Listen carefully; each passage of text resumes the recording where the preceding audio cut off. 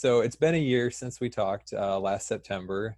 You had talked a little bit about your plans. Well, you were actually in the middle of recording. I think you were kind of finishing stuff up on your solo record. And you had talked about maybe a January release, like around your birthday, right? And so I was just curious how things kind of moved into place after that, because it was ended up being July, right? Yeah, I mean, that's like the nature of the beast, when you're working. Like, I mean, I had to kind of build everything from the ground up by myself, and then brought in some friends to help kind of get the release out with some management help, and hired a Kickstarter company to kind of manage that whole project, because I knew it was completely out of my realm to like promise people I would actually send them stuff if they gave me money, because it's not going to happen. So the good people at Craft Services helped me out with that. So all your guys' stuff is coming. Vinyl's being printed. Thanks for your support. But yeah, it just took a little longer. Everything takes time, especially in the climate I was working with at the time, making the first record. I'm dealing with guys that have to work regular 9-to-5 jobs, and or going and framing houses and driving tractors and doing stuff. And so timelines just get expanded when sometimes you can only get together one day a week. And that first record, it was really it actually came together pretty quickly for the recording, and it just took a long time to get the business end done, trying to figure out how do you get something on Apple Music and Spotify and all this stuff by yourself. Mm-hmm. And so we kind of had to just learn as we went, and did it with the help of with some smart people that are much smarter than me in the digital space, and we got it released. And so yeah, super stoked. Yeah, and it's a great record. I've been listening to it a lot. That thank you. that 1-2 combo of Mountain Flower and Under Me is just like a great start. You had I feel like you told me a little bit about how it started, and you were thinking they didn't really feel like Caddies songs, right? When you were first writing them. But at the same time, I was reflecting on the last EP you did with like Dogs of War and maybe Wake My Baby to a lesser extent, where they're kind of in the same vein. So, do you think this means that there will be less of those style Caddy songs in the future because they'll be like solo songs, or could there, what's the differentiator there? Yeah, it's a good question. Thank you. And thanks for appreciating my solo stuff, man. I appreciate the House on Fire EP was supposed to come out 4 years ago. Right. It got pushed behind just because of the same thing, man. People being busy, and a lot of the band members had their hands like in the production aspect of those songs, because we were kind of doing it on our own, and it just took too long. And then Fat Mike wanted us to do the reggae cover album, and it was a great idea. He's like, no, put out the original stuff after. This is going to be bigger, sure, whatever. And we went along with it, and it was awesome. And it was a really cool project to be involved in. And then for me personally, those songs mostly were really personal, kind of like from my divorce years about 5 years ago, right. The divorce year. And it was like a really personal batch of songs. And it kind of felt a little shitty to have them come out so long after, where it's like, Sure. But I'm glad they got out there. And so that style, it's just, I mean, I've always been the singer-songwriter. I listen to a lot of different styles of music. Ska punk is just one thing that I like. But so yeah, I mean, my style has just evolved over the years, and I've been definitely attracted more to that style of songwriting. But I still love, I'm still writing reggae songs and ska songs right now too. So I like both. I like all of it. I like any music that's good. So yeah, it's just naturally evolving. And yeah, I don't know what the future holds for any of it. I'm just gonna keep making music. So right on. Were you able to do that tour with John Snodgrass and his buddies? No, it was a total fucking disaster. Oh man, I'm sorry. Yeah, it's I don't want to get into the weeds too much, because it's been actually a really rough couple weeks for me. I'm gonna be totally honest. And I just feel really bad for the fans. We're supposed to be at Punk Rock Bowling last night, and we got replaced like a week ago. And my management canceled those shows without talking to me. and there was kind of a mutiny and conspiracies and a bunch of weird shit. You know, Fat Mike going around telling me people I'm taking mushrooms every day for 3 months. Total lies. I told him he could fucking roast me to promote my music. I said, say anything you want. And then people went around believing that shit. So it's like, we live in a strange time, man. The whole world and country is completely divided in half. And, you know, I'm just somewhere in the middle trying to live my life and make music with friends. And people got really upset about my COVID posts on my personal Instagram art fucking page.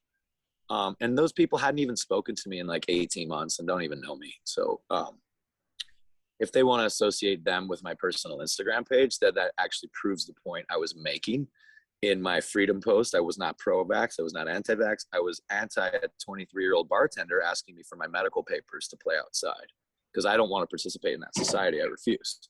You know, this is one of the greatest countries in the world because we do have freedom of speech here, and a lot of places don't. And so it's really hard for me to watch, you know, a lot of my friends that used to be, yeah, fuck the man and fucking pro freedom and, you know, we're hippies, we're anarchists, we're punks, and to watch them all trying to shove some agenda down all our throats that, like, you know, it's a really strange time we live in. And so I just kind of took a step back, and the John Snodgrass, we played like one show in San Diego. It was awesome. And then, you know, we couldn't play in LA, and my band was just frustrated. They're just like, fuck it, we're going home. You know, we got jobs to go to anyway. And the second wave of COVID's coming, fuck it, we're over it. I'm like, okay. And then, you know, and then it kind of snowballed into this thing where, you know, Mad Caddies guys started getting, you know, listening to weird shit on the internet and being really offended by my post, and they canceled the punk rock bowling show.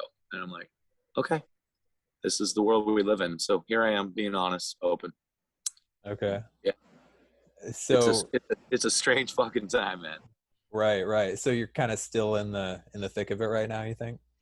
Yeah, I mean, like, dude, it's like, I'm cool with everybody. There's no hard feelings, you know, but I literally had to put a band together in 5 days to play the Mad Caddies show up north of Tahoe last weekend with some old friends. Rory, shout out to Rory Koff for No Use for a Name, and his dudes up there. I mean, because I couldn't let the fans down, but they had already, me and my buddy had put that show on. So I played, and we had a great time. And it was like Mad Caddies with no horns.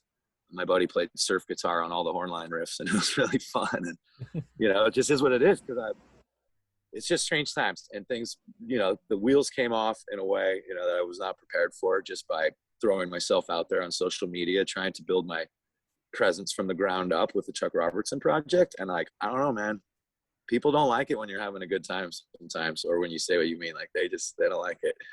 So, yeah. So given that this new record is solo material, kind of, I mean, you have your friends, but will that mean more like just you shows? Have you thought about doing like just solo Chuck Robertson shows? Yeah, I mean, I did one last weekend, the night before the Caddies, the new Groovy Caddies, whatever form that was, played. I played for an hour by myself. It was fun. It was cathartic. I'd never done it before. It's cool. I played my really good friend's wedding on Saturday night and did the same thing for them because they're big Caddies fans, and it was my gift to them. I played solo acoustic, a bunch of like the mellow Caddies songs for like their happy hour at their wedding, and it was really cool. And so I'm less concerned about playing shows and doing tours for money or profit anymore, because I've tried that for so long, like 27 years, man. And it's a tough thing. It's a tough proposition to keep a group of people together, all agreeing, you know, and traveling, and it's really hard to make money playing live. I mean, people think it's a fucking party, dude. It's can't be a drag. Let's just say that. It's hard work. Yeah. And you know, the best part of the 24 hours is the hour or two you get to spend on stage, and then that's it. And then you're just like, I have a son, and he lives north of me, and I'm going to be moving up there soon. And I just want to kind of slow down and kind of start the second half of my life going more towards just being a studio musician, playing in a fun weekend band locally, regionally, with some cool dads, music teachers, like the guys that backed me up for the Mad Caddies last weekend. They're all music teachers and guys my age, and they had a lot of fun. And I'm like, you know, I'm more into it for playing, for the joy of playing with friends and making music like live, because it's just the biggest elation in my life. And like, you play 3-4 hours, it's like, sure, it's awesome. But when you when you try to make a living off playing live, man, it's like, I've just done it for so long. I don't want to do it anymore. Yeah. I want to go out. Sure. I would love to go out for a couple weeks in the summer and like, you know, bring the Mad Caddies out of the garage every once in a while. Cause it's like, it's a fun band and people really like us and it, you know, it's a good time, but it's just kind of a transitionary time. I need to spend more time with my kid and I really enjoy kind of the more production aspect of music. Certain bands want me to produce their albums and I'm kind of want to go more into that. I really love working, you know, vocal harmonies and figuring out exactly where to put the kick drum pattern and bass lines. And I mean, I love music. So just kind of transitioning from the road life to more dad home studio life, you know? Sure. Yeah. Is that what the Ivy League was? Was that like Caddies without horns, basically? Yeah, pretty much. Yeah, like I recorded a second album of solo stuff. I basically wrote almost 100, I don't know, there's over 100 songs that I've written in the last 18 months because of the pandemic. I just like literally went back into the woodshed and like there's a wood burning stove in it, literally. And it's the second album is kind of just Mad Caddies with no horns. It's ready to go. I'm going to release it in a couple months. And it goes more to like reggae and ska, and there's some punk songs. There's like, you know, there's some cool folky stuff. It's just kind of an expression of whatever music I was writing last year when the pandemic started. That's ready to go. We did it at Prairie Sun Recording, a really famous studio up in Northern California, and just had a wonderful time. Got to live on the property for 3 weeks, and it's an old chicken farm, and record on the Neve console that used to belong to Pete Townsend, and did everything analog. It was awesome. And so that runs ready to go. And then I've got like 2 more records worth of material to record in the next few months. And then I'm going to kind of just sit on that for a while and get back into, like I said, I want to get into producing other bands and working with other musicians and just playing locally, regionally up in the Lake Tahoe area where my son and ex-wife live. Gotcha. Okay. I was just listening last night to All Out of Dreams, that title track. It's a waltz, right? It is a waltz, yes, correct. I love playing that song. It's a fun song to play. Is that the first waltz you've done since Cops of Solvang? Dude, you're going so old school. Because we used to call Cops of Solvang, the title track was polka metal. And I'm like, polka, and then Sasha would go, waltz. Right. He's like, it's not a polka, dude, it's a waltz. Yeah. It's interesting. Yeah, I think son turned 2, I got him a drum set and I started learning drums again. And I really, really dug into it the last few years. And I'm like, I'm a proficient drummer now. And I think this hand and the right hand like really changed my guitar playing and kind of got me into a space where I was writing in 3 a lot and like waltzes, and like I never wrote in 3. And like there's like 3 or 4 songs in the last year I've done it. Like, that's interesting. And I think it was the drums that did it. So play drums, it makes your brain a little bit more expanded. It opens new pathways. So I've read. It's like doing Sudoku, you know. Right. Even if you're like, I guess it's really healthy for your brain to learn drums. Yeah. I mean, I'm just as stupid, but I feel a little bit smarter. I wanted to take another couple deep dive questions. Was there an alternate line to My Girlfriend that said she lives in Washington? Yeah. Yes. Was there truth to that? Did you have a girlfriend that lived in Washington, or were you just being funny? Yeah. With it? Okay. No, dude. True. No, it was all true story. That's the song "Leavin'" was written about my little adventure. I ran away from home when I was 17. Okay. When I say ran away, because like legally you're supposed to be 18, but not really. I think when you're 16 you can bail. But but against my parents' will, let's just say. Okay. I had a girlfriend here in our town. She was from Southern California, and she came to our high school, and she was like the cool chick that had hung out with like the Volcom skaters and stuff from, you know, Costa Mesa. And I was like, oh, rad, dude, this chick's cool. And we started dated for a couple months, and then she got kicked out of her place she was staying with friends, and had to move up to her mom and her brother, which was up in Washington. But you had to go into Canada and then come back down into Washington. It's called Point Roberts. It is called Point Roberts. And it's surrounded by 3 sides water and 1 side Canadian border, but it's the US, this little peninsula that sticks off. Okay. And I literally got in a horse trailer. I called the horse because she had a horse that was getting shipped up there. I asked if I could ride with the horse, you know, and they're like, yeah, totally. And so it was like an 18 wheel. It was only like 5 horses. They gave me my own stall and like fresh hay. And it was pretty classic because I guess it's normal for like really expensive horses for like jockeys or not jockeys, but like the caretakers to ride with them in the back of the trucks to keep them calm. I don't know if it's legal or not, but so I rode in the back of a semi from, Central Coast of California all the way to Canada. And it took like 2 days. And I went and lived with my girlfriend at the time and her mother. And I worked on this yacht as a deckhand for a couple months. I worked at a restaurant. I drove a tractor on a farm. I fixed mountain bikes at a bike shop. It was awesome. You could drink at 18 there, so I could go across the border and like buy beer in Canada. It felt pretty cool, Uh-huh. But yeah, I really did had a girlfriend that lived in Washington, and it was all true story. And then it lasted the whole thing lasted like 6 months. Sasha was Okay. living up in Washington at the time. Oh, okay. And he was like going to city college, like living in Seattle.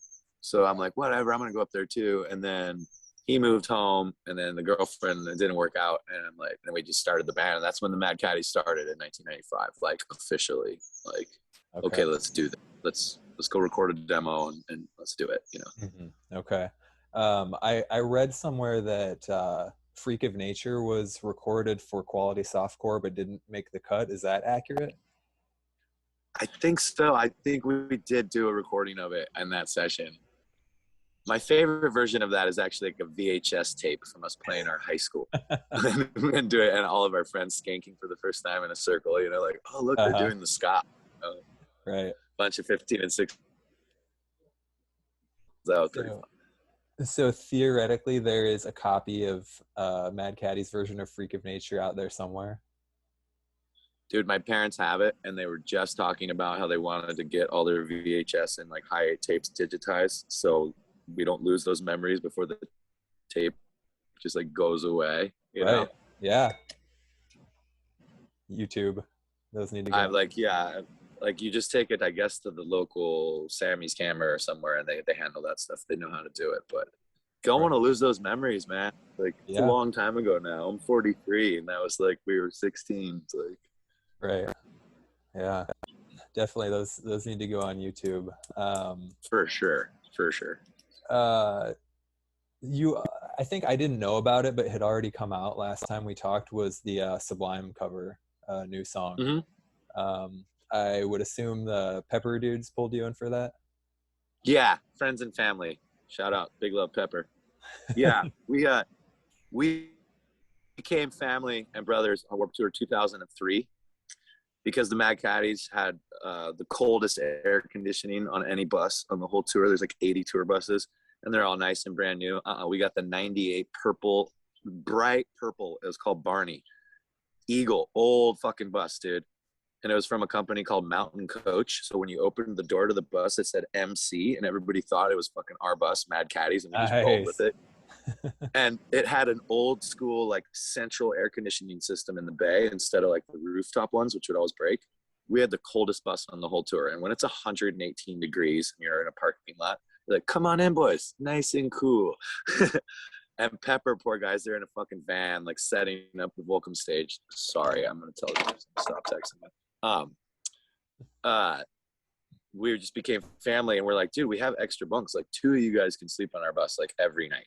Like, this is a family thing. We're friends. Like, we don't need all this space. You do have to deal with weed and cigarette smoke, which they didn't like. But, hey, air conditioning on is better. And, yeah, we became friends and family. I love those guys. We did a really cool trade in 2007 where they let us open up for them all around the States on a big album, No Shame tour. And then we took them to Europe for the first time. And they'd never been and on one of our big tours over there. And so it's a really cool trade that works with a lot of bands. Like, because a lot of bands make it really big here, but they can't draw a dick in the fucking wall in Europe, and vice versa. It's nice to find that trade with good friends, Yeah. So the Pepper Boys brought us into that one, and love them, and they did a great job, and it's all for a really good cause, which is cool. The house that Bradley built, helping musicians with drug problems. It's a thing, man. Yeah. No doubt. how did that selection process go for the songs? Because I noticed that there was only like one song that got duplicated. I think two people, Save Ferris did Santeria and someone else did Santeria. But other than that, I didn't notice too many duplicates. Yeah, dude, we didn't have a choice. I mean, it was just like Esad or Kaleo, I can't remember, but they're just like, here's the song we want you to do. It was like, Oh, okay. okay. And it was interesting because I'm like, dude, I love this song, but you motherfuckers, it has more lyrics than any other Sublime song. When you actually have to, dude, it was 2 pages of typed lyrics. And like, you think you know the lyrics to that song? Right. Try to sing them exactly. Like you know half of them in your mind, and then the rest you just fucking make up. And so that it was challenging, but we had a really good time doing it. It was super fun. And we had just done the cover album, the Mad Caddies, Punk Rock Steady, and so we were kind of already in cover song zone. We're like, yeah, cool, this is our thing now. We're just a cover band, great. Well, you guys crushed it, because that's like a dub, almost dance hall type song, and you guys made it like acoustic Dixie, and you pulled it off. Like, it's well, thank you. I mean, I like it. It's a fun version for sure. Right. Thank you. Yeah. Here's a burning question. Speaking of the punk rock covers, Punk Rock Steady, that bracket song you guys did, right? Yes. How do you say the title of that song? I don't know, man. We would have to phone up the fucking apple farmers from Gravenstein and Guerneville. That's bracket. They're apple farmers. Are you serious? Yeah. I went to summer camp right where that band's from for like 10 years. It's a beautiful area. It's right by Bohemian Grove, where all the monsters like who control the planet like do stuff every year and burn owls and stuff. But yeah, they're like peaceful apple farmers, and they're like one of my favorite like pop punk bands on Fat Records. And there's like their harmonies, and just like so good. I love it. But I don't know. We just say like 2-rack or something. Okay. Yeah. I mean, I don't know. Like there was even debate on like the lyrics because they weren't printed on their album, so it's like you have to look on the internet. It's like, is it Elvis is dead or is it this? So we just went with it. Right. Yeah. Had you heard the Live and a Dive version of that song? Because they play it kind of a reggae ska, like, versus the studio version where it's just like straight punk. Just straight punk, right? Yeah, 4 on the floor. Yeah. No, I mean, I might have, but it's been a long time. But I would like to. And now I'm going to look it up on YouTube when I get off this, because I'm dying to know. It's a good version, good song.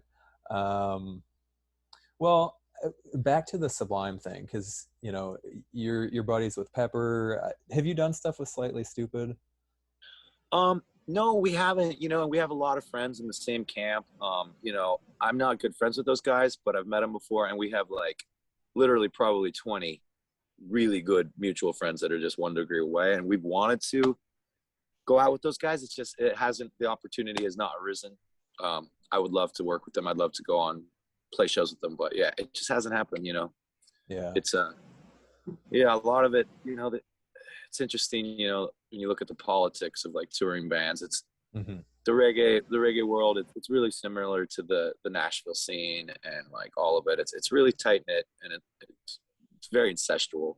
And it's like it's hard sometimes for bands like us, Mad Caddies, that have been around forever, to try to get a spot on some of those shed tours, we call them, like the amphitheaters and stuff, because even if the band members want to bring us out, like sincerely they want us to come open for them, management has a different plan. They're already building the next band like that's going to be in that support slot, and I understand it. It's just the nature of the business, and it's how it works in country, it's how it works in pop, it's how it works in reggae, and even punk to a certain degree. Like it's not always the band's decision once you have a machine that's rolling and you got dudes on payroll and retained be guitar techs, and you have business managers and all these things. It's like we don't have any of that. We're just still DIY here. So and so you understand, and it can be frustrating. You're like, man, why don't those guys said they're going to take us out for 5 years and they never do? And then you try and you're like, your booking agent goes, yeah, band loves you, management has different plans. Okay. Yeah. So that's we'll look into the music industry because of the reality of it. Right. It is a business, unfortunately. Right. And that's what I'm trying to get away from that part of it, because I just don't.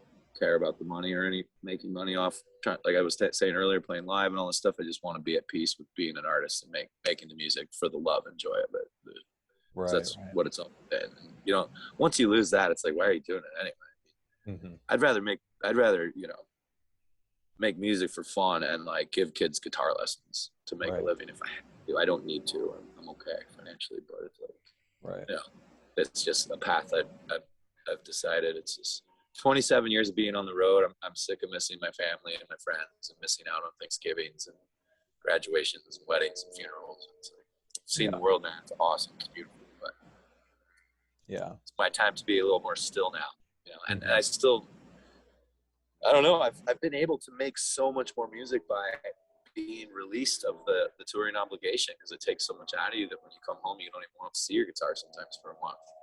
Right. So, yeah.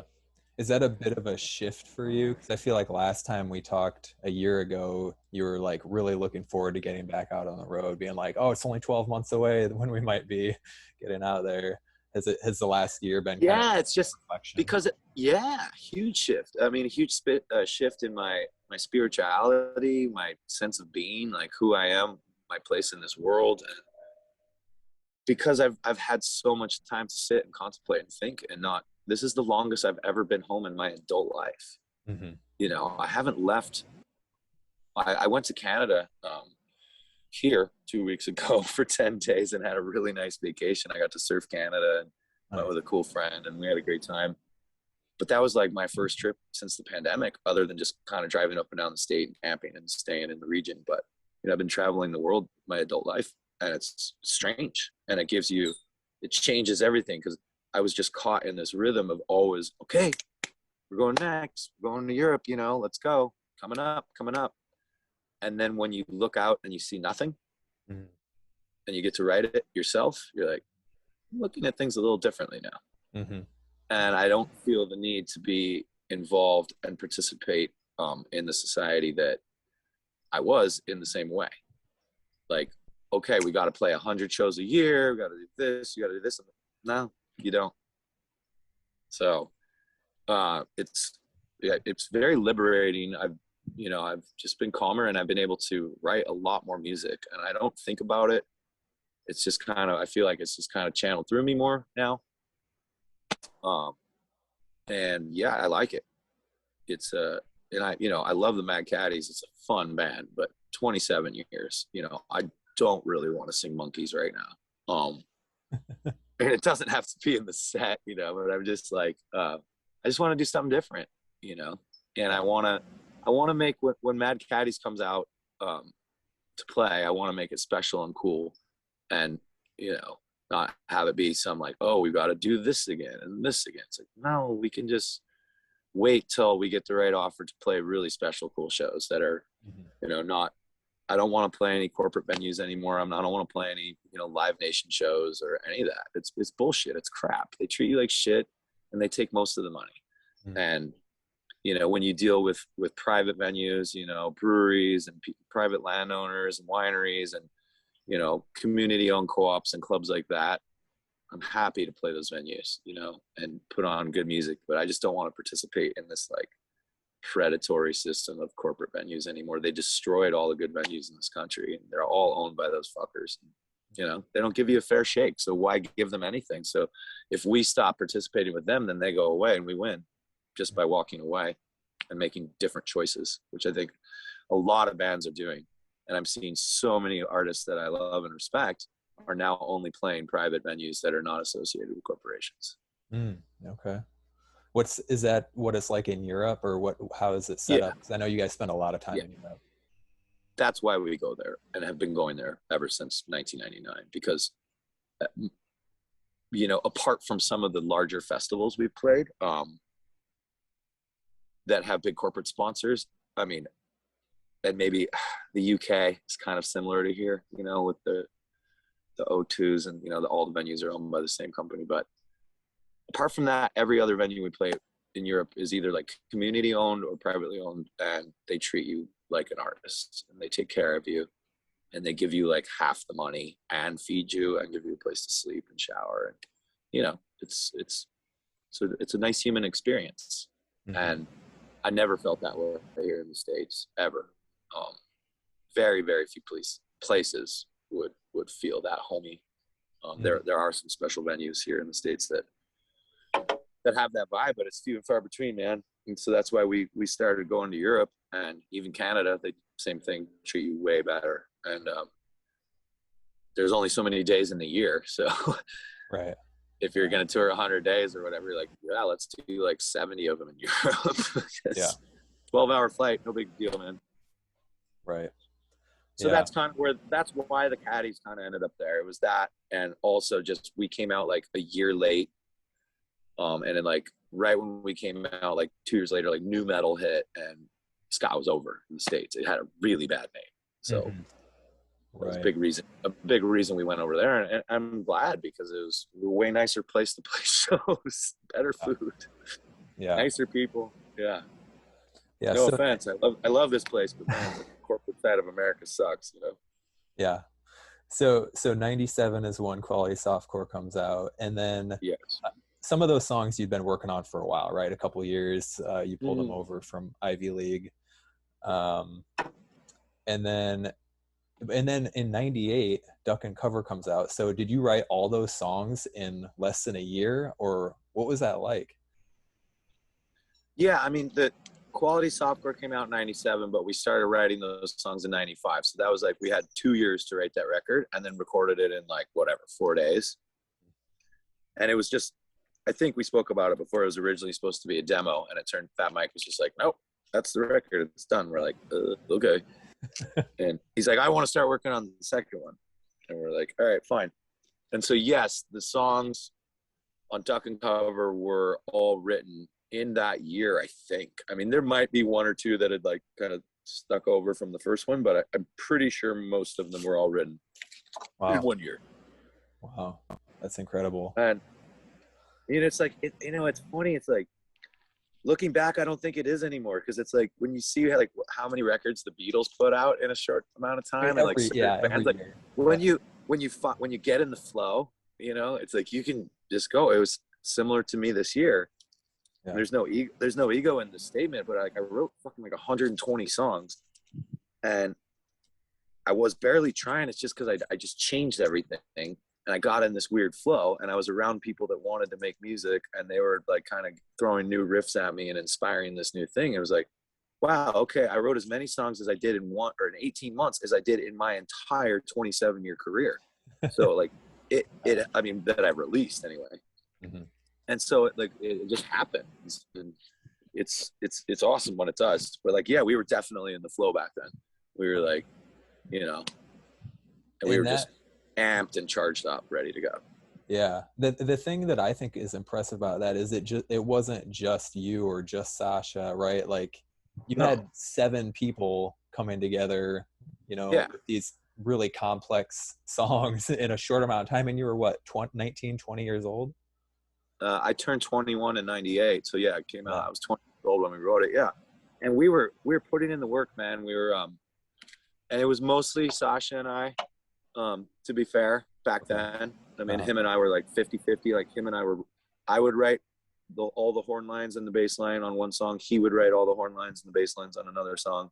You know, the lyrics are all mine, but Todd, our drummer, I think he wrote one song on, Todd had a couple songs on Duck and Cover. He wrote, I think Todd and Sasha wrote No Hope together for sure. Okay. And Popcorn too was Todd's song. Oh, okay. Yeah. And then he had a couple later on Dirty Rice. Todd did he did Shoot Out the Lights, and he did him and I did Airplane together and a couple of them. But yeah. So Todd's, you know, our drummer's always been a songwriter as well. But yeah, so everybody was just throwing on everything that stuck, and then we were just going nuts and working. And then our old guitar player, Carter, before I played guitar on stage, we had 2 guitar players, you know. Mm-hmm. I was just singing in the band, and he wrote a bunch of stuff back in the day, and he wrote probably half of Rock the Plank. You know, so it was, we were busy boys, man. We were ready to go. Yeah. And in hindsight, though, I'm like, I wish we did more. Like, I wish we had so many songs that never got recorded, you know. Really? Yeah. Did you write One Shot? Yeah, that was my tune. Yeah. Okay, so I'm just looking at my copyright here. Oh wait, you can't even see that, can you? No, it's hard to see with the backdrop. Anyways, The duck and cover. Yeah, yeah, got it. so the lyrics in the booklet, they stop at the reggae part, but there are more lyrics. Like when it goes into the Dixie part, Oh, uh, it doesn't say that. It just it says like doesn't shine say that. on love now, Yeah, shine yeah. on What are you love saying there? now. Shout out one love. Yeah, it's like shine your love or shout out one love. I don't remember, but I mean it was something like that. Shine all your love, good. Okay. Shine love, baby say hey, hey, baby say hey, hey. Right, it was something like that. Yeah, yeah. And then the last line, in a world of competition, there's one thing you can go on, it's your faith. Is that right? Maybe. Yeah. I mean, it made sense to me, I but still believe it. I mean, that's all I got now, brother, is my face. okay. I've been wondering that for 20 years, but had no way of confirming. So I like this little inside the actor's studio Yes, peek behind yes. the curtain. All right, good. That's funny. So did you, when you moved from Honest Don's to Fat, did you know at the time that it was that Duck and Cover was going to be on Fat? Was it like kind of like a move up the big leagues, or Yeah, yeah. It was a well planned political move by our old guitar player Carter, who's now he's like the sandwich king of Santa Barbara. He right? owns 6 sandwich restaurants, but he was very savvy Okay. and still is. Carter, savvy man, you devil. And he was like, Honest Don's isn't the big leagues. Next record's got to be on Fat, or we're not doing it. And so he like did the little Oh, push to Fat Mike, and it was kind of a Fat Records was very, dude. The punk world, man. People think punk's like all like punk, but it's not. It's very judgy. It's very clicky. It's very clicky and very judgy. And even back then, like half the staff at Fat Records did not want Mad Caddies on fucking Fat because it wasn't punk enough. oh So wow. it's like, even back then we were, kind of getting but Fat Mike loved us. And he was like, I don't care. I'm putting him on Fat and I'm the boss. Right. And so shout out to Fat Mike for believing in us, Yeah, and he listed that as one of his favorite records. I think he was doing like a top 30 records on Fat. Yeah, that was super cool. Yeah, appreciate that. Is that so? We were talking about that, like crossing over to the reggae. I don't know, the Slightly Stupid Pepper. Like I don't know what you call it, American reggae scene or whatever. Well, we call it white boy reggae, but that's probably not appropriate. I remember you telling me that last time, and you're like, "Don't print that." Yeah, but no, it's fine. Whatever, dude. What it's called is like Cali reggae. Is what it's called. Cali reggae. I mean, they're all West Coast bands. There's a few from the East Coast, but whatever. They're mostly from California. Right, right. So Sublime is kind of like, I don't know if you want to call them like the godfathers of that or whatever, but I already thought it before you said it, brother. So yeah. Yeah. Right. And it's like, but it's weird because they were, in my view, so much a punk band, as much like they had, Paddle Out and New Thrash and like all these, they would play Bad Brains and Minor Threat and Descendants and Bad Religion. And it seems like there's like a whole generation of people now who don't appreciate that they were like a punk band and like, yeah. No, I totally agree. They get pigeonholed as some like, head shop fucking hippie, right. The college kid. Oh, I got my Sublime shirt. Right. It's like they were revolutionary. They're, right. And Graham, our bass player from Mad Caddies, did a really cool podcast with the house that Bradley built, associated with them, with some people with Bradley's family, and they appreciated so much the Mad Caddies because similar to Sublime, we didn't just stick with one style and everyone just thinks we're like a ska band or something, but no, we're like 5 bands, and Sublime was that same thing, man. Yeah. They weren't a fucking ska band. They weren't a reggae band. They weren't a punk band. They were everything. Yeah. And that like 40 Ounce of Freedom was one of the most revolutionary albums of all time. I mean, that's my fucking generation's White Album, dude. Yeah. It's like, you had everything there. It's like, you throw that record on and the party's going to get started, man. It's like still to this day. Right. I mean, I was just camping out with a wedding, this weekend, and like Sublime got played like 6 times, dude. And that's 28 to 45-year-olds, you know? So Yeah. it's a big part of our culture, and people just kind of pigeonhole it like as some cheesy thing. It's like, no, it started a lot of cheesy bands now, but Right. Well, yeah. Right. Yeah. I mean, but there's always right. great ones, and then there's always the imitators that die For of sure. this life. But Yeah.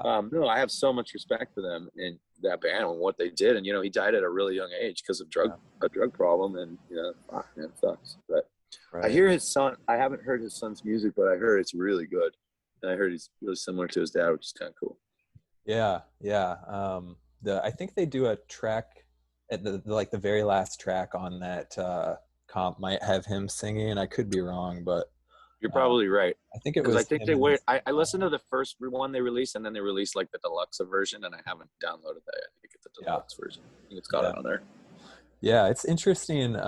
It's kind of funny how many of their like people think of as Sublime songs are actually like other people's songs or like interpolations or like. Oh yeah. And so it's funny to have. Well, they had to like take off like a bunch of songs on the original 40 Ounce of Freedom. If you have the original, man, the collector's edition, because they had to take off a bunch of samples, and a couple songs got booted because of copyright bullshit, because they were like playing Rolling Stone stuff and like just fucking around. Like you said, it was just like he took everything and just made it his own. Right. Like it was really cool. And right. that's the art. That's the art form of reggae, and that's why he didn't care, because good reggae musicians, like in Jamaica, the style is, yeah, you rip each other off. That's giving props. Right. If you do a plate or do a thing and I steal your bass line and I do my own thing over it, it's giving you props, man. It's like, so that was his vibe, and I respect that a lot. Right. Because it's like, you know, Tom Petty said when he got sued, when they asked if he was going to sue somebody over like stealing like the lines from one of his songs, he goes, what did he say? He goes, well, imitation is the finest form of flattery, man. He's like, there's only so many chords. Right. It's like, whatever. Yeah, exactly. Cool. You liked my song and you made it your own. Right on. I've done that a million times. I just haven't got caught for it yet. But, you know, certain people catch me a lot. They go, dude, like, I'll give you one here. You want to know this one? Well, yeah, let's hear it. Okay. State of Mind, right? Okay. Does that remind you of, does that like hearken to, or just make you feel like a certain famous song, to any of it? Like just the melody, just the chord, like the chord, the rap. Not the da, da, da, but just the vocal melody and the bass line when it kicks in. It's gonna be obvious when you say it. I mean, it does. Okay, it's Eye of the fucking Tiger, dude. Oh man. Out on the street, da, da, da, da, I thought I've ever been moving. But nice. It's like, that's it. And then it goes, Eye of the Tiger. Then we go fucking totally different. But, and it's not even no note or anything. It could never be ever even brought up, but it is the emotion of that song. Yeah. You know, it's emulating it in a way. Right. Paying homage to it. Right. You know, I feel the heat of fire that burns out on the street. Da, da, da, da. I mean, come on, dude. It's like, and I didn't even know I was doing it until it was all subconscious. It was not, you know, it wasn't, and it always happens that way. It's, I mean, for most people, songwriters that I've talked to, it's just all that shit lives in our subconscious. So when it comes out like that, it's just like, whoops. You know? Right. Oh, totally sounds like Eye of the Tiger. Nice. Well, let me see if I can identify any others. There's not a lot. There's only a couple. But, you know. Well, let me ask anyway, because there have been, like, I remember reading people supposing we'll start to worry when the cynics start believing, based on The Clash, Rudy Can't Fail. True or no? Never heard that. That, of course, because that's not my song. Carter, our old guitar player, wrote that song. Okay. And yeah, I remember arguing with him. I didn't like the chorus on that song. I was trying to fight to make it more poppy, and he wanted to keep it all chunky because he was math rock guy, and we were butting heads a lot at the time about songwriting. We were young men, you know. It's like literally we came to fist fights one time about a fucking, like, whether you go to G or not. My dad had to break it up. We were like 17 at the time. It was funny, but we were a little more civilized at that point when we were recording albums. But yeah, that totally makes sense, because him and Sasha and Mark, our old bass player, they were listening to The Clash nonstop at that time. So I would say that was definitely living in his subconscious for sure. Okay. All right. Next one. No Say and Brown Eyed Girl. No Say, like The end of No Say. The guitar lick at the end.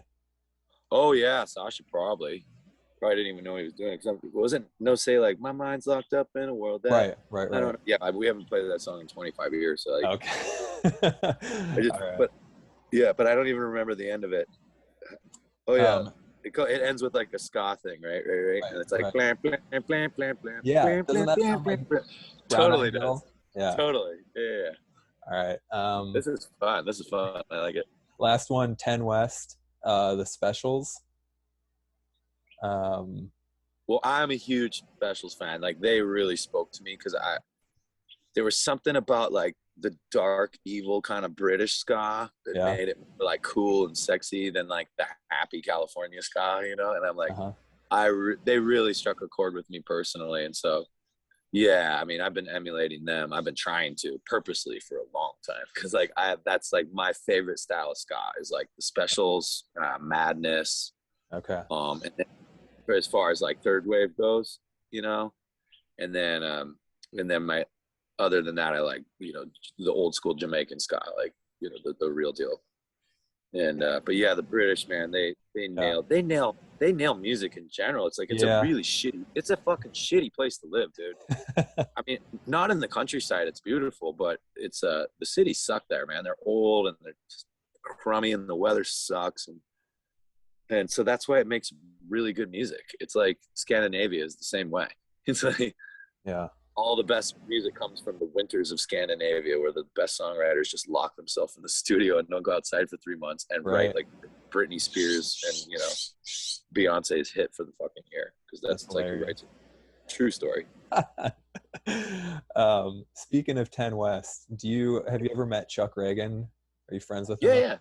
Oh no, he's a friend of mine. We haven't been in touch for a while. Like, I have a funny story about Chuck Reagan. I'm going to throw him under the bus. All right, let's do it. Throw him under the boat. No, it's literally, well, that's where it starts. He threw himself under the bus, literally. So we're in Spain. Fuck, this is like deconstruction tour. I want to say like 2004, 2005, somewhere in there. Let's just say 15 years ago, somewhere, right? And, he was like, this is before he had a kid and all this shit, you know, we're still fucking raging, partying like young guys, you know. And he was playing with Hot Water Music and Mad Caddies, and it was deconstruction, and we're in Madrid. No, Barcelona. Let me get the story right. We're in Barcelona. And it was just kind of a shit show of a day. It's just like, it's fucking Spain, man. It's like, oh yeah, the show starts at 8. Yeah, the show starts at like 11 o'clock, like 3 hours later. Like, tomorrow. And anyway, fucking, I see Chuck Reagan is sleeping under his tour bus. Like, he's under the fucking bus in the streets of Bona. I'm like, what are you doing, Chuck? He's like, I'm sleeping here, man. It's too hot. AirC's not working on the bus, and I don't want the driver to leave me, so I'll figure I'll just sleep under the bus. I'm like, bro, the driver's going to run you over and kill you. They're gonna be, or maybe you'll get lucky and the wheels won't hit you. Like, the back wheels are gonna kill you when he pulls out, and he's not gonna see you down there. I see you under there, though. You need to get out from under the fucking bus, Chuck Reagan. I drug him out and made him get on his bus, and that story. It's true. Did you know that he that was back in his whiskey days. It was in his whiskey days. He was fucking smashed on fucking Jack Daniels or some shit. I don't know, man. We were all partying so hard back then. Okay, so you guys are friends, the two Chucks. Did you know that he has a song called 10 West? Yeah. No, like, we haven't spoken in like 10, 12 years. Like, we just like acquaintances. Like we'd be like, hey buddy, but like, you know, he's doing his fishing business. He's a fishing guide up in Northern California, really close to where I'm moving, where my son and ex-wife are, up in the Sierras. And he has a really cool business. He has 3 or 4 boats, and he's a professional fly fishing catch and release guide. And he takes like people out and they catch a shit ton of fish and they throw them back, and it's awesome. Okay. Yeah. Wow, I had no idea. I thought he was still like hanging out in Gainesville and. No, he's been in Grass Valley, California for 10, 12 years now. Something. Oh, okay. He's got a wife and a kid. I think his son's around my age. Yeah. Okay. I'm looking forward to reconnecting with him because, like I was talking before, like I just want to do regional dad rock. Like I just don't want to drive like more than 2 hours from a show, so I can always go back home. But there's Right. plenty of places to play from Tahoe in like 2 hours, and like he's kind of doing the same thing. It's like looks like he's doing a hot water music tour this summer, which is rad, getting back out there. But he's been doing the same thing, according to my friends. Is he just plays the local breweries and stuff and gets acoustic guys together every once a month. Yeah. Keeps his chops up, which is important. Yeah. You guys should play some shows together when you move up there. Yeah, no, for sure. That's a plan. I want to cut a record with him. Like I did 2 songs with John Snodgrass. I wrote these 2 country songs after my last breakup, and man, the girls just keep giving me the songs. It's incredible. It's painful, but I think it's worth it.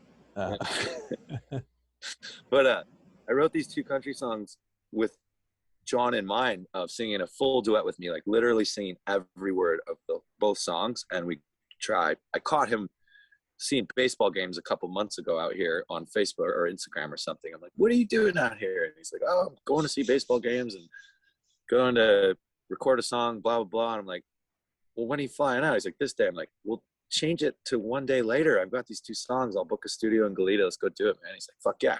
So he changed his ticket, and we went and recorded in my buddy Tom's new studio in Old Town Goleta, which is Santa Barbara. And he got this cool space, and tracked it with just a 69 Gibson Sunburst acoustic. And then we did my voice and John's voice on these 2 songs. And then we're going to start building them full band now. But I'm going to release both versions because the acoustic versions are beautiful.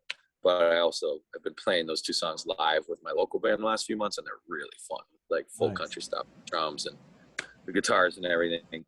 But yeah, it was really cool to reconnect with John, man. Him and I have been buddies like 25 years, and then we got all excited and fucking booked that tour together, and then COVID fucking ruined it and whatever. It just happened. But there's no love lost between him and I. We're just like, I love you, bro. Hearts, hearts, hearts. You know? Yeah. Sorry it didn't work out. He's like, yep, this fucking shit happens, man. I'm like, yep, it does. But I'm like, those songs are really good. He's like, I love the tunes, man. I'm like, yeah, me too. Yeah. Well, yeah, I mean, hopefully since you got all these songs now, and you're going to be a little bit more mobile, you know, can do more stuff up and down the California coast. Yeah, that's the plan. It's just to stay regional. And like, I have this dream that I've been trying to manifest for a while. And like, I kind of just like accidentally started a record company when I put out my first album, because they were like, when we did the music video that we did, they're like, well, what's the record company? Because we're going to do a little MTV style, like, you know, Chuck Robertson and Friends, Mountain Flower, or like, we need like the record company. I'm like, Tecolote Records, it shall be. And that's Tecolote is Spanish for owl. Okay. And owl is like my spirit animal. And so I had my ex-girlfriend Cassie's super awesome, rad artist, and her mom's an amazing artist as well. And I asked her mom to do the owl logo for me. I like scribbled it on a fucking shopping bag with a pencil and sent her a picture. I'm like, this. It's like child scribble. And she sent me back the rad Chuck Robertson and Friends logo with the owl. I'm like, yes, that's it. And then I'm like, that's the record company too, Tecolote Records. And so I started this record company that just doesn't really exist yet, but it does because we have like domain names, so it does. Oh yeah. And there's no other record company called Tecolote Records except for us in the world. So I did start it. It just hasn't done anything yet. Uh-huh. But the dream is, I want to start kind of a new multimedia experience for me and my friends. I want to release all my music through, but it's not going to be called Tecolote Records anymore. It's going to be called Tecolote Art House Collective. And I just want to curate a space on the web and a physical space in Tahoe. When I move up, I'm going to sell my house here soon where I'm living. And I've been here a long time to go be closer to my son. Mm-hmm. And I'm going to have the means to start this thing that I've been dreaming of. And I want to start a creative space, physical space where, shit. Are you there? Sorry. Yeah, no worries. I want to create a physical space for kids to come and rehearse music and do art and have local artists be able to hang their art on the wall. And like in exchange for, you know, free music lessons, you know, they can help me pack up my vinyl when I need to do a physical shipment. once when we have to fill orders once a month. And then I also want to involve my friends that I really believe in. I want to put out their music, and I have a really close group of friends that are really, really amazing artists that the world haven't seen, and they don't know how to put their art out. Mm-hmm. And like paintings and drawings and things. So I just want to make a really cool small space on the web, and then a physical space in the town I'm moving for people to do their art and collectively work together. And then have a safe space for musicians to come play at night where there's just beer and wine and like no hard booze, and just keep it cool. And mm-hmm. that's kind of what I'm going for. So like, it's exciting because I'm like, I don't want to depend on anybody else, like any other record company. And it doesn't really matter anymore. Like the way like everything is going from the artist delivering it straight to the consumer. So I just want to participate in that platform and just like put out my music, put out my friends' music, put out my art and my other friends' art, and just kind of curate. It's kind of like just a small Etsy space for my friends and people that are just in my close circle. And it's really exciting because it's like this takes the stress away. Whatever financial, I'm not worried about that, making money at first. It's just I want to set up the thing to just work and get people's art out there and make it available to the fans in a really simple platform, Mm-hmm. Right on. Obviously releasing it on all the traditional platforms that are available now online, but getting away from the old record company manager, label, booking agent, all this stuff. It's like, if you want to manage your own career and put your art out there, it's like you just kind of have to start back at square one, because everything is changing now so fast in the way we're going to deliver content to people that are interested in it. Yeah. So this is like a little bit underway, but you see it ramping up a little bit when you move. Yeah, this is like something I've been planning for like a year, and it's just things are happening quick. And like I should have been up there where my son lives a year ago, but I've just been stuck in purgatory here. This is personal shit, but just because of county building stuff in my land and dealing with just red tape bureaucracy. Okay. But it looks like I'm going to be able to move up there soon. And that's kind of where I want to reset up shop in Northern California. My family's been up there since I was a little kid. My parents used to have a store and a little house up there. My aunt and uncle are there. My son's there. I have a bunch of friends there. It's always been my second home. 17-year-old Chuck wanted to move there, but I got signed. Went on tour for 27 years. So circling full back to let's go to the mountains where there's clean water and pine trees and not this dry desert I live in. Right. Is that your? I hear ringing. Do you hear me? Oh no, never mind. That's you. That's me. Let me. I know it's always, no one will talk to me for 5-6 hours, nothing. And anytime I do one of these Zooms, like 7 people start texting me, calling me. I'm like, why now? All right. Well, maybe that's our sign. We're just over an hour anyway. Cool, man. But I really appreciate you joining and getting the updates. And sounds like we've got lots to look forward to. 100+ songs written. Yeah, man, for sure. Yeah. Thanks for having me, Tyler. Yeah, absolutely. Cool. It's just onwards and upwards, man. I love making music, and can I say the festival we played, the Micro Fest, me and my buddies put on Happy Pines last week up in the Sierras. It was really special for me personally, because I got to connect with fans that literally brought their kids that have been listening to Mad Caddies since they were 2 years old, and these kids are like 12 to 15 now. Wow. And they're able to camp out with their parents on a private property and hang out with the Mad Caddies in a barn or whatever version it was. I was there.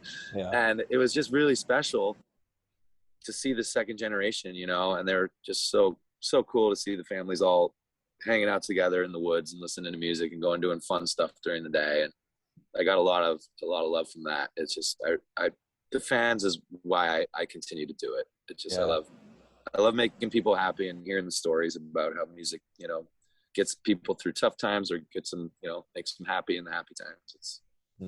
It's all about the fans, and it's all about just spreading the love, man. So I'm going to continue to do that in any capacity I can, and use the Chuck Robertson and Mad Caddies platform to just share love and new music. Right on. Yeah. Keep it going, right? To take a cue from the Caddies. Keep it going. Yeah, exactly. Keep it going, guys. And don't be scared. All right. Well, thanks again, Chuck. Have a good rest of your day, and we'll stay tuned. Thanks, Tyler. All Peace right. and love, man. All right. Cheers. Bye. Keep doing what you're doing. Later. Appreciate it. Bye.